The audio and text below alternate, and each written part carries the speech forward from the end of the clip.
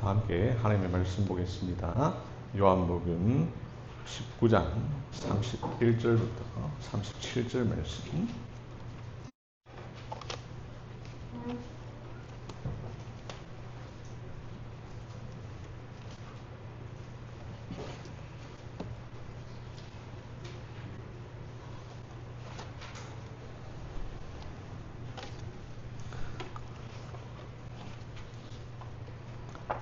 말씀 요한복음 19장 31절부터 37절 제가 읽을 때 하나님의 말씀을 들으시기를 바랍니다. 이날은 예배일이라 유대인들은 그 안식일이 큰 날이므로 그 안식일에 시체들을 십자가에 두지 아니하려 하여 빌라도에게 그들의 다리를 꺾어 시체를 치워달라 하니 군병들이 가서 예수와 함께 못 박힌 첫째 사람과 또 그 다른 사람의 다리를 꺾고 예수께 이르러는 이미 죽은 것을 보고 다리를 꺾지 아니하고 그중 한 군병이 창으로 옆구리를 찌르니 곧 피와 물이 나오더라. 이를 본 자가 증거하였으니 그 증거가 참이라. 저가 자기의 말하는 것이 참인 줄 알고 너희로 믿게 하려 함이라. 이 일이 이룬 것은 그 뼈가 하나도 꺾이우지 아니하리라 한 성경을 응하게 하려 함이라. 또 다른 성경에 저희가 그 찌른 자를 보리라 하였느니라. 아멘.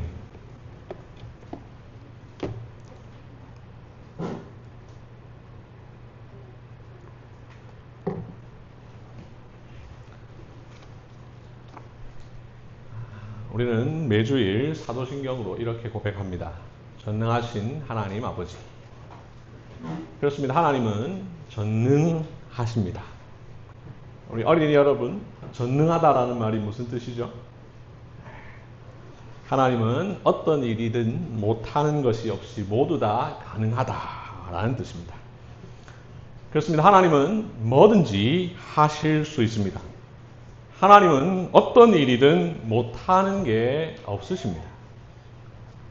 그런데 여러분, 하나님은 죽으실 수 있을까요? 누군가가 하나님을 죽일 수 있을까요? 하나님이 스스로 자기 자신을 죽일 수 있을까요? 불가능합니다. 하나님께는 타살도 자살도 불가능합니다. 전능하다면서요? 어떤 일이든 못하는 게 없으시다면서요? 물론 하나님은 전능하십니다.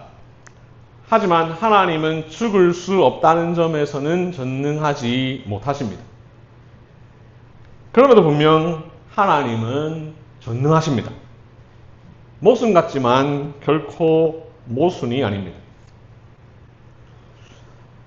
윌리엄 몰트만이라는 독일 신학자가 1972년에 이런 제목의 책을 썼습니다. 십자가에 달리신 하나님. 이 책이 신학계의 논쟁을 불러일으켰습니다. 왜 그랬을까요? 앞서 말씀드린 내용과 비슷한 점이 있습니다. 몰트만은 이 책에서 예수님이 십자가에 달렸을 때에 하나님도 고통당하셨다라고 주장합니다. 이로 인하여서 당시 전통 신학자들은 하나님이 어떻게 고통을 느낄 수 있느냐라고 반박했습니다. 하나님의 전능성에 충돌된다고 했습니다. 하나님을 인간적인 존재로 만들어버린다고 우려했습니다. 여러분은 어떻게 생각하십니까? 분명 사람들이 하나님을 죽였습니다. 죽을 수 없는 하나님이 죽으셨습니다. 그런데 하나님이 죽으신 게 아닙니다. 아니 이게 무슨 말인가? 모순 같지만 모순이 아닙니다. 오늘 본문은 분명 하나님이 죽으셨음을 보여줍니다. 하나님이 죽는 게 어떻게 가능한가를 보여줍니다. 그런데 하나님이 아닌 다른 분이 죽으셨음을 말해줍니다. 죽으신 하나님이 누구신지를 가르쳐줍니다. 함께 말씀을 듣겠습니다. 오늘 본문 앞에 있는 요한복음 19장 18절에서 예수님께서 십자가에 못 박히셨습니다. 30절에서 다 이루었다 라고 말씀하신 뒤에 예수님이 죽으셨습니다. 오늘 본문 31절을 보시면 안식일을 맞아 유대인들이 빌라도에게 요청합니다. 그들의 다리를 꺾어 시체를 치워달라. 이 요청에 따라 빌라도가 군인들에게 명령을 내립니다. 명령을 받은 군인들이 십자가에 달린 두 강도의 다리를 꺾습니다. 예수님의 다리도 꺾으려 하지만 이미 죽으셨기에 꺾지 않습니다. 그리고 나서 그중 한 군인이 시키지도 않은 일을 합니다. 34절, 창으로 예수님의 옆구리를 찌릅니다. 이미 죽었다는 이유로 다리를 꺾지 않았음에도 불구하고 여기에서는 굳이 왜 이런 일을 하는지 모르겠습니다. 이미 죽으신 예수님을 향해 칼로, 창으로 예수님의 옆구리를 찌릅니다. 창에 찔리신 예수님 피와 물을 쏟으십니다. 십자가 밑에 있던 요한이 이 장면을 직접 눈으로 목격했습니다. 35절의 표현대로 요한은 이 일의 증인입니다. 이 장면을 바라본 요한 37절에서 이렇게 말합니다. 또 다른 성경에 저희가 그 찌른 자를 보리라 하였느니라. 예수님을 찌른 군인은 하나님을 모르는 이방인 로마 사람입니다. 당연히 그는 성경을 전혀 모릅니다. 군인이 한 이 행동은 그저 자신의 잔인함에 기인한 행동이었습니다. 하지만 요한은 군인이 한 이 행동을 보면서 성경을 떠올립니다. 요한은 어떤 성경을 떠올렸습니까? 37절을 보시면 또 다른 성경에 라는 말 바로 뒤에 난해주가 표시되어 있죠. 그 난해주를 따라가 보면 요한이 떠올린 성경은 스가랴서 12장 10절 말씀입니다. 스가랴 12장 10절 도대체 어떤 내용이길래 요한은 이 성경을 떠올렸을까? 우리 다 함께 스가랴 12장 10절을 찾아봅시다. 구약성경 1324쪽 스가랴 12장 10절.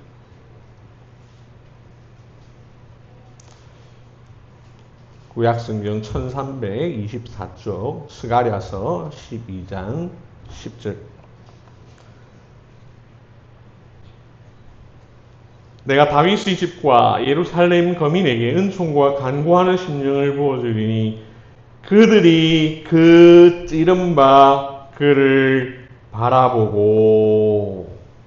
여기 나오는 그들이 그 찌른 바 그를 바라보고 라는 말씀이 바로 요한이 떠올렸던 오늘 본문 요한복음 19장 37절에 나오는 저희가 그 찌른 자를 보리라 라는 말씀이죠. 요한은 바로 이 성경 구절을 떠올렸습니다. 근데 여러분, 요한은 왜 이 성경 구절을 떠올렸을까? 단지 단어가 같고 문장이 같다는 이유로 떠올렸을까요? 그렇지 않습니다. 요한은 스가랴 12장 10절 말씀이 말하고 있는 구체적인 내용을 알고 이 구절을 떠올렸습니다. 그렇다면 여러분, 이 구절은 무엇을 말씀하고 있기에 요한이 이 구절을 떠올렸을까?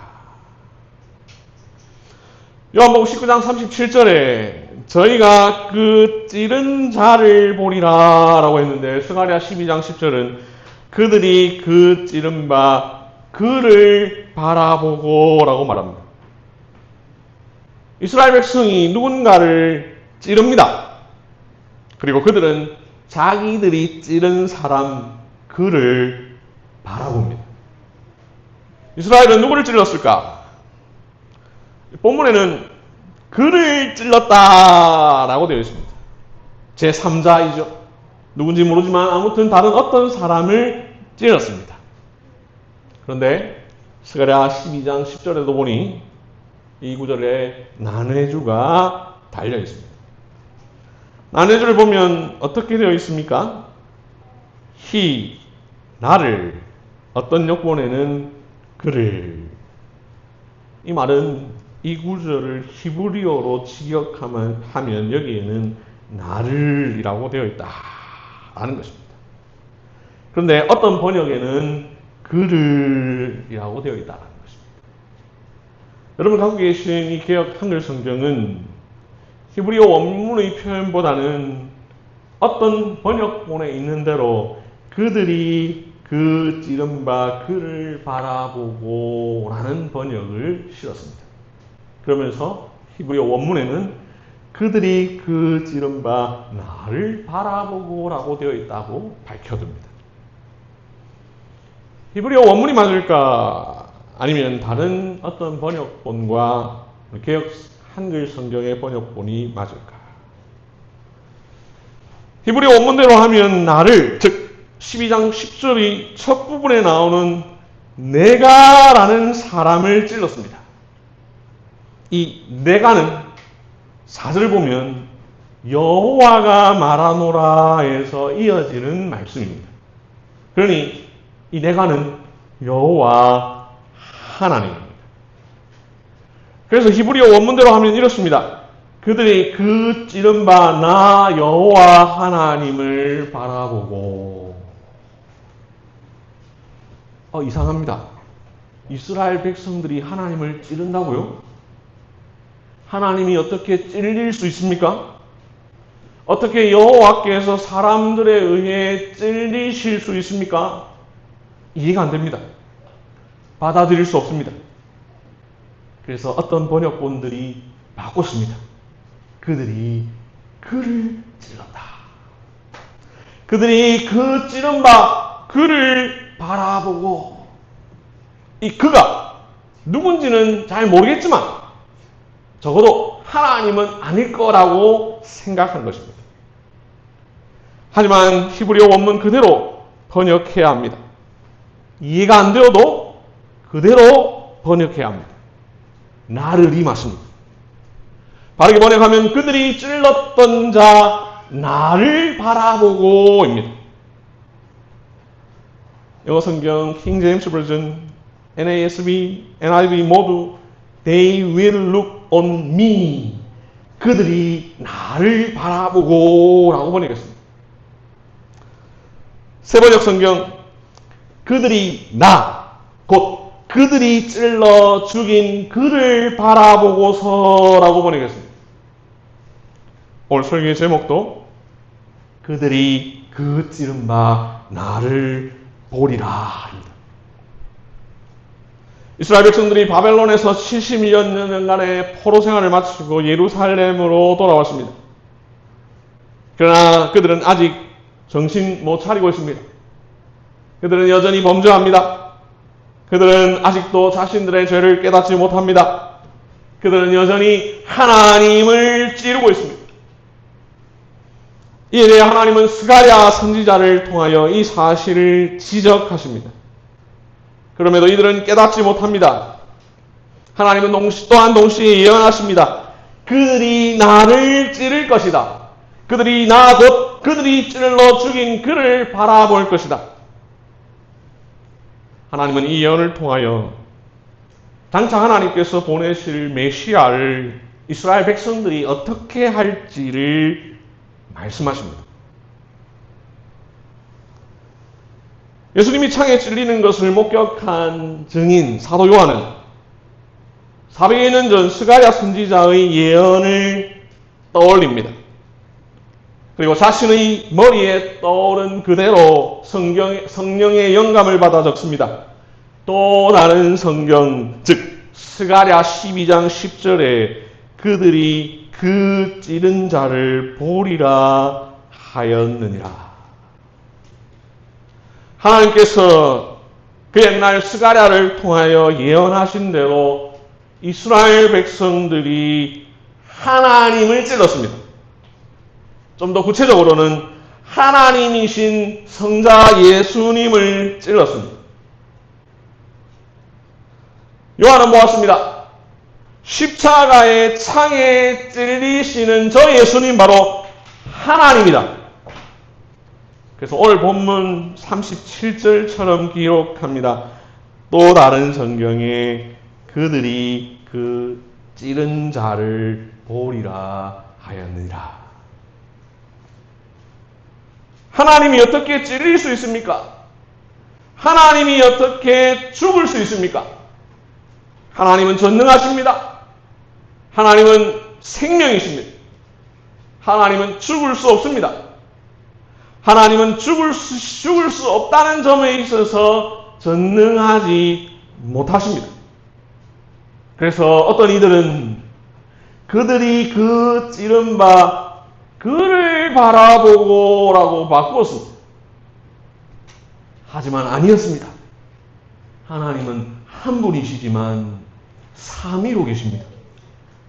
그래서 성부 하나님이 아니라 성자 하나님이 죽으셨습니다. 십자가에 달리신 것은 성부 하나님이 아니라 하나님이신 성자 예수님이셨습니다. 하나님이신 예수님이 찔렸습니다. 사람이신 예수님이 찔렸습니다. 그들은 하나님이신 예수님을 찔렀습니다. 그들은 하나님이신 예수님을 죽였습니다. 요한은 십자가에서 하나님을 보았습니다. 십자가에 죽은 채로 매달려 계신 저 예수님이 곧 하나님이심을 보았습니다. 이 모든 것을 다 지켜본 증언자 요한은 이 모든 일이 다 끝나고 난 뒤에 요한복음을 기록하면서 요한복음의 첫 시작에서 이런 말로 시작합니다. 태초에 말씀이 계시니라. 이 말씀이 하나님과 함께 계셨으니 이 말씀은 곧 하나님이시니라. 본래 하나님을 본 사람이 없으되 아버지 품속에 있는 독생하신 하나님이 나타내셨느니라. 요한은 예수님이 곧 하나님이심을 보았기에 이렇게 기록했습니다. 십자가에서 죽으신 예수님께서 살아계시던 중에 자신이 하나님이시라는 사실을 여러 번 증언하셨죠. 그것을 모두 보고 기록한 요한이 다시 한번 그분의 죽으심을 보고 기록합니다. 그들이 하나님을 찔렀다.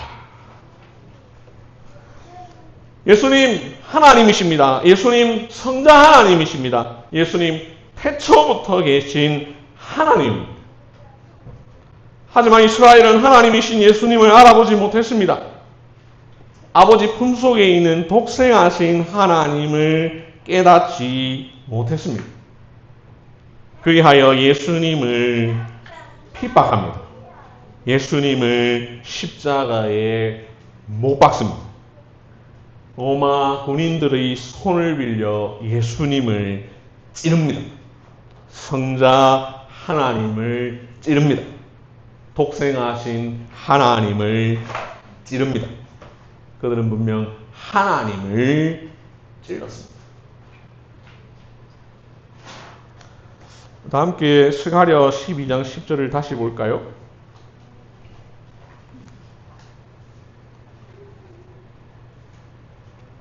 보시면 이 구절이 제법 길죠.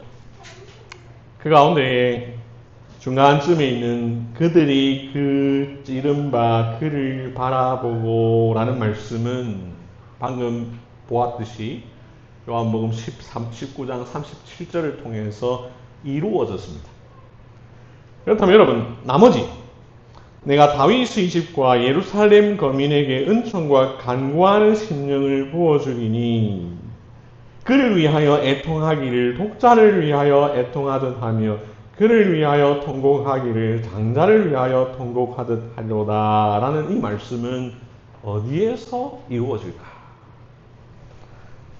여러분, 성경책을 손으로 딱 표시해 둔 뒤에 스가랴서를 표시해 둔 뒤에 사도행전 2장을 찾아보시기를 바랍니다. 스가랴서를 손으로 표시를 하고 나서 사도행전 2장을 봅시다.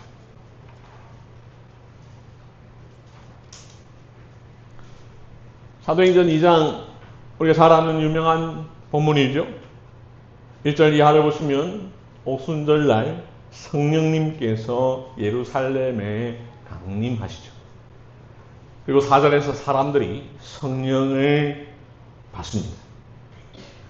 앞에 스가랴 12장 10절을 보면 내가 다윗의 집과 예루살렘 거민에게 은총과 간구하는 심령을 부어주리니 라고 했는데 바로 이 말씀이 여기에서 성취됩니다. 은총과 간구하는 심령, 바로 하나님께서 은혜로 부어주시는 성령의 역사를 가리킵니다. 이 구절을 세 번역은 이렇게 번역했습니다. 은혜를 구하는 영과 용서를 비는 영을 부어주겠다.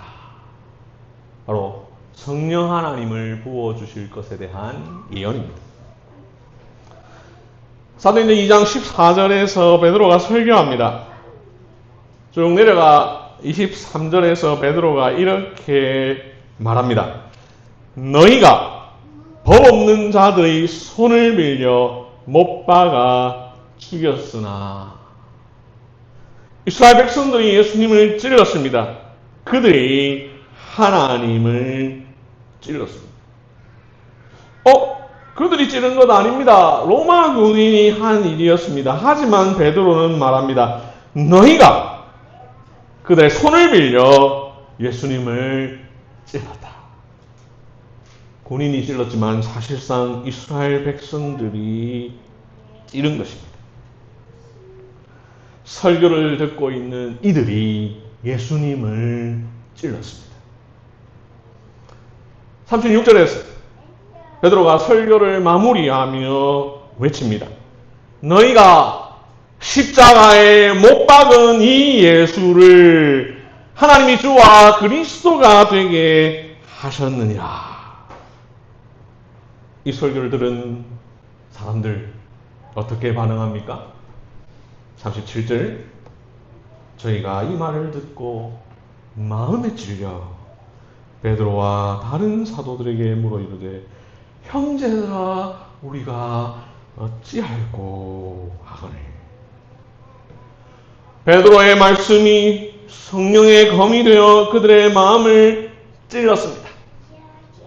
결국 그들은 자신들이 찌른 분이 누군지를 드디어 깨닫습니다. 이제 드디어 그들이 그 찌른 바 그를 바라봅니다.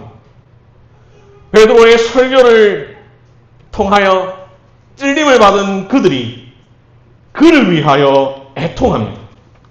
독자를 위해 애통하듯 장자를 위해 통곡하듯 애통하며 통곡합니다. 이제 드디어 스가랴 12장 10절의 모든 예언이 성취되었습니다. 하나님께서 은총과 간구하는 심령, 즉 은혜를 구하는 영과 용서를 비는 영이신 성령님을 부어주셨습니다. 그랬더니 비로소 그들이 그 찌른 바 예수님을 바라봅니다. 이제 그들은 자신들이 찌른 사람이 누군지를 비로소 깨닫습니다. 그들이 찌른 자는 하나님의 독자입니다. 그들이 찌른 예수님은 하나님의 장자입니다. 그래서 그를 위하여 애통합니다. 형제들아 우리가 어찌할꼬. 마치 외아들 또는 맏아들로 인하여 통곡하듯 애통합니다. 이들의 애통 철저히 성령님의 은혜의 결과물입니다. 성령님의 은혜로 그들은 자신들이 예수님을 십자가에 못 박았음을 깨닫습니다. 로마 군인의 창이 곧 자신의 창이었다는 사실을, 로마 군인의 행동이 곧 자신의 행동이었음을 깨닫습니다. 그들이 법 없는 자들의 손을 밀어 예수님을 찔렀음을 깨닫습니다. 앞으로 가서 스가랴 12장 10절 그 바로 밑에 있는 11절을 봅시다. 스가랴 12장 11절 그날에 예루살렘에 큰 애통이 있으리니. 이 말씀대로 사도행전 2장은 예루살렘에서 일어난 사건입니다. 그리고 그 다음 구절 12절을 보시면 온 땅 각 족속이 따로 애통하되 라고 말하고 14절은 모든 남은 족속도 각기 따로 하고 라고 말씀합니다. 11절은 예루살렘에서 큰 애통이 있을 것이다 라고 말하고 12절부터 14절은 이 애통이 예루살렘을 넘어 온 유대와 온 땅 모든 족속에게까지 일어날 것이라고 말씀합니다. 이 말씀대로 예루살렘과 온 유대와 사마리아와 땅끝까지 성령님의 은혜와 십자가를 믿는 믿음과 회개의 역사가 일어났습니다. 그리고 지금도 우리 주 예수 그리스도의 십자가 복음이 증거되는 곳에서 성령님께서 임하시면 믿음과 회개의 역사가 일어납니다. 구약 이스라엘만 아니라 혈통과 민족과 나라를 넘어 만방의 복음이 전해집니다. 이방인들도 하나님 앞에 회개하여 돌아옵니다. 십자가에 달리신 예수님이 곧 하나님의 아들이심을 깨닫는 일이 세계 곳곳에서 일어납니다.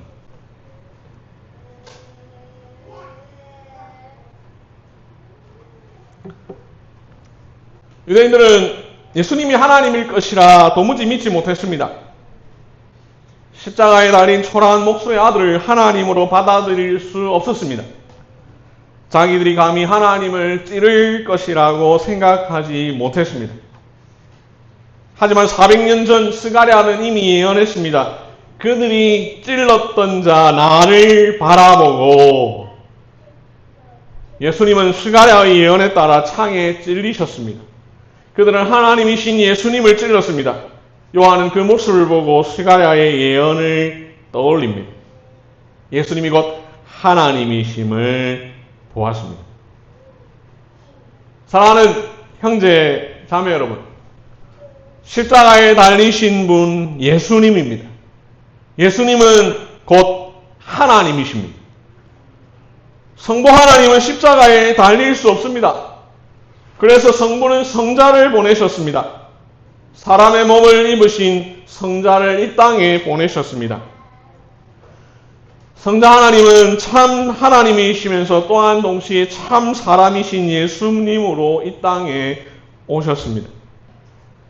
참 하나님 또한 동시에 참 사람이신 예수님이 십자가에 찔리셨습니다. 십자가 위에 죽으셨습니다. 십자가에 달리신 분은 죄인이 아니라 하나님의 독생하신 아들 예수 그리스도이십니다. 우리 하나님 긍휼하신 하나님입니다. 왜 그렇습니까? 하나님이 찔렸습니다. 그런데 하나님은 자기를 찌른 자들에게 은총과 간구하는 심령을 부어 주십니다. 내가 은총과 간구하는 심령을 부어 주리니. 비록 그들이 범죄하였으나 하나님께서 그들에게 은혜를 주시고, 비록 그들이 찔렀으나 그들이 회개할 수 있게 하시고, 비록 그들이 죽였으나 누구를 죽였는지를 깨닫게 하십니다. 하나님은 이스라엘의 배은망덕한 죄에도 불구하고 그들을 불쌍히 여기사 구원해 주십니다. 예수님을 창으로 찌른 것은 군인이었지만 찔린 분이 하나님임을 깨달은 것은 요한이었습니다. 예수님이 십자가에 달릴 때, 예수님이 십자가 위에서 고통당하실 때에 사람들은 자신들이 못 박은 예수가 하나님이라는 사실을 전혀 몰랐습니다. 그들은 하나님께서 성령을 부어주실 때 비로소 깨닫습니다. 이를 통하여 우리는 깨닫습니다. 십자가에 달리신 그리스도를 아는 것은 오직 하나님의 은혜와 성령님의 역사만으로 가능하다라는 사실을. 예수님을 믿는 것, 예수님이 하나님이시라는 사실을 믿는 것, 오직 하나님의 은혜로만 가능합니다.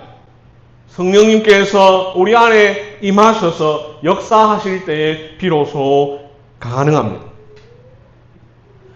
믿는 것만 아니라 회개하는 것 역시 마찬가지입니다.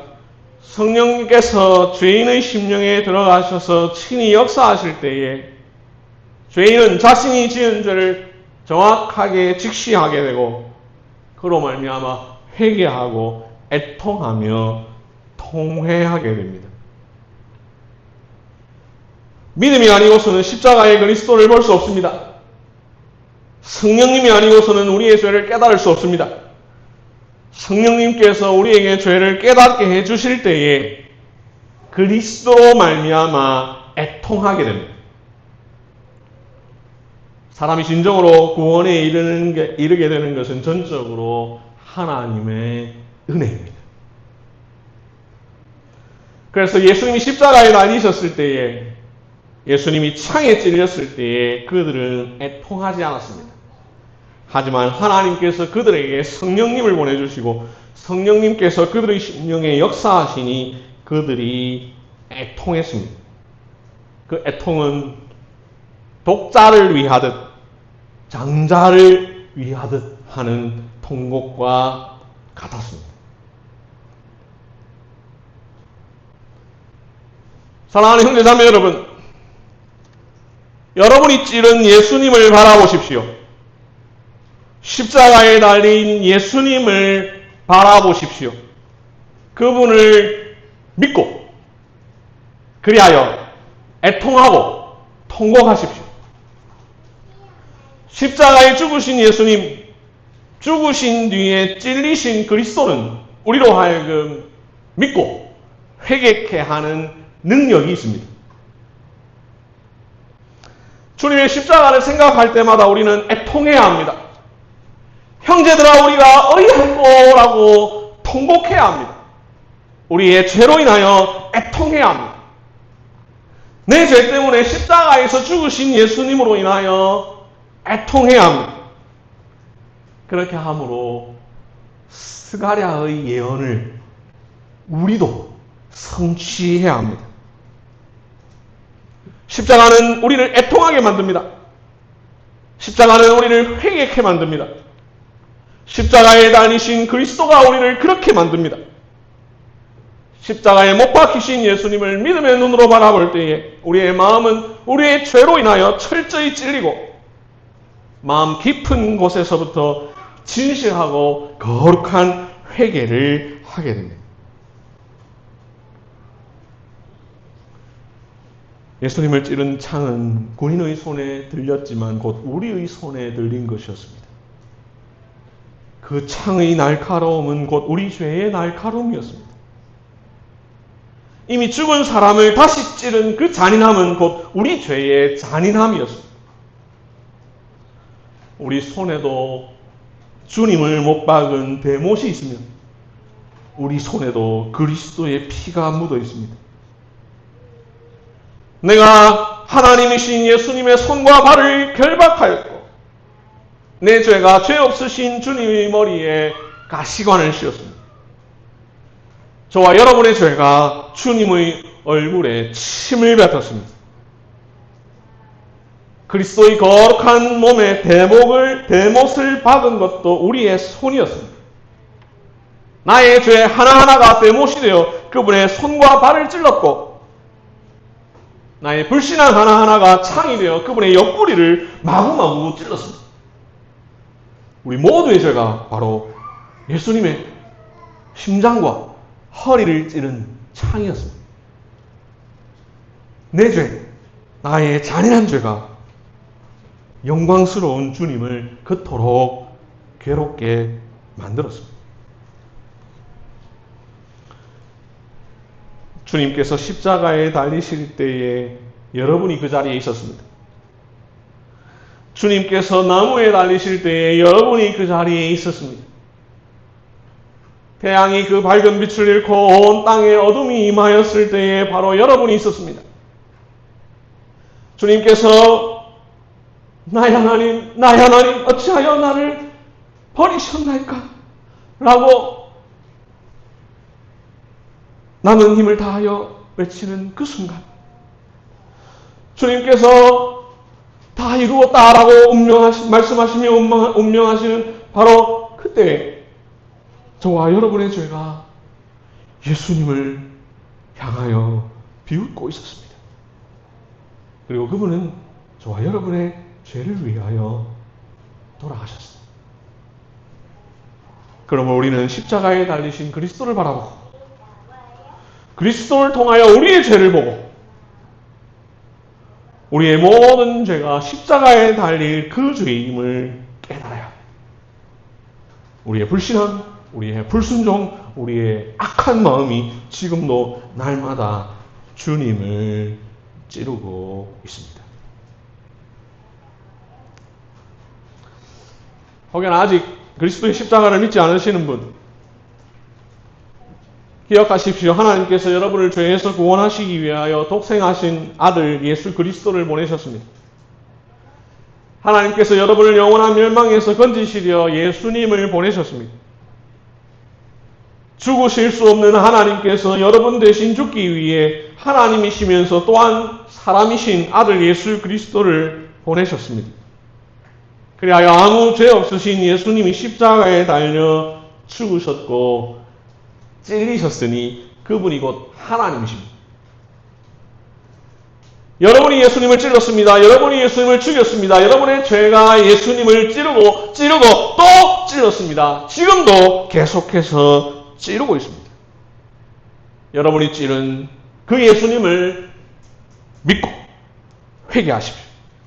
우리의 죄를 위하여 십자가에서 고난받으시고 죽으신 예수님을 믿으십시오. 그 예수님만이 여러분을 죄에서 구원하실 유일한 분이십니다. 그 예수님을 속히 믿으시기를 바랍니다. 나중에 믿을게요. 아닙니다. 지금 믿으십시오. 나중은 없습니다.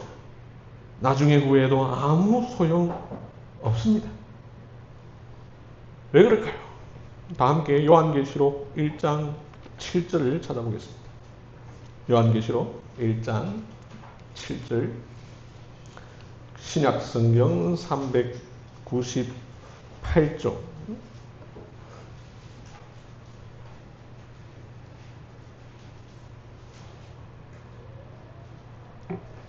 요한계시록 1장 7절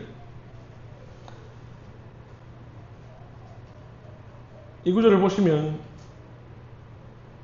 그를 보겠고 그를 찌른 자들도 볼 터이요 그를 인하여 애곡하리니 라는 표현이 나오죠.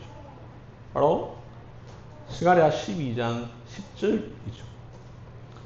예수님이 짱에 찔리셨을 때에 스가랴 12장 10절 말씀을 떠올렸던 사도 요한, 그가 밤모섬에서 하나님의 계시를 받아 요한계시록을 기록하면서 다시 스가랴 12장 10절을 인용합니다. 요한계시록 1장 7절은 크게 네 부분으로 나눌 수 있는데요. 먼저 볼지어다 구름을 타고 오시리라 라는 말씀입니다. 잘 아시는 대로 십자가에서 죽으신 뒤 다시 사셔서 하늘로 올라가신 예수님께서 다시 이 땅에 오실 것입니다. 두 번째, 그때 각 사람의 눈이 그를 볼 것입니다. 각 사람, 즉 모든 사람이 볼 것입니다. 지구상 모든 사람이 예수님의 재림을 볼 것입니다. 예수님은 비밀리에 오시지 않으시고 모든 사람이 볼 수 있도록 가시적으로 재림하시죠. 세 번째, 그렇기에 그를 찌른 자들도 볼 것입니다. 1차적으로 예수님의 욕구를 찌른 로마 군인도 볼 것이요, 궁극적으로 주님을 믿지 않는 모든 사람이 예수님을 볼 것입니다. 이 땅 위에 살면서 예수님을 하나님으로 믿지 않고 예수님의 십자가를 믿지 않고 회개하지 않는 모든 사람도 예수님을 볼 것입니다. 네 번째, 그때 땅에 있는 모든 족속이 그를 인하여 애곡할 것입니다. 그런데 이때 여기에서 애곡은 앞서 보았던 오순절 성령 강림 때와는 다릅니다. 기본적으로 우리가 찌른 자, 예수님을 믿고 회개하는 자들은 기쁨의 눈물을 흘릴 것입니다. 하지만 여러분이 찌른 자, 예수님을 믿지 않는 사람, 예수님을 하나님으로 믿지 않는 사람은 애통하고 통곡하되, 회개의 애통과 통곡이 아니라 지금까지 예수님을 믿지 않은 후회의 눈물, 하나님의 심판에 대한 두려움의 눈물, 이제 영원한 지옥에 갈 수밖에 없음으로 인하여 흘리는 눈물, 아무런 소망이 없는 절망의 눈물을 흘릴 것입니다. 그때 예수님을 믿지 않고 후회해도 소용이 없습니다. 예수님이 다시 오신 뒤에 비로소 통곡해도 소용이 없습니다. 그러므로 바로 지금 애통하고 바로 지금 통곡해야 합니다. 바로 지금 예수 그리스도를 하나님으로 나의 구주로 믿어야 합니다. 말씀을 맺겠습니다. 사랑하는 형제, 자매 여러분, 십자가에 예수님이 달리셨습니다. 십자가에서 예수님이 죽으셨습니다. 죽으신 예수님이 찔리셨으니 그 예수님 하나님이십니다. 우리가 찌른 바 예수님을 봅시다. 예수님이 나의 죄로 인하여 죽으셨으니 애통합시다. 통곡합시다. 독자를 위하여 하듯 장자를 위하여 하듯. 그렇게 살다가 장차 예수님이 구름을 타고 다시 오실 때에 그분을 봅시다. 그분으로 인하여 기쁨의 눈물을 흘립시다. 아멘. 기도하겠습니다. 하나님 아버지 감사합니다. 오늘 우리에게 주신 말씀을 통하여서 함께 주님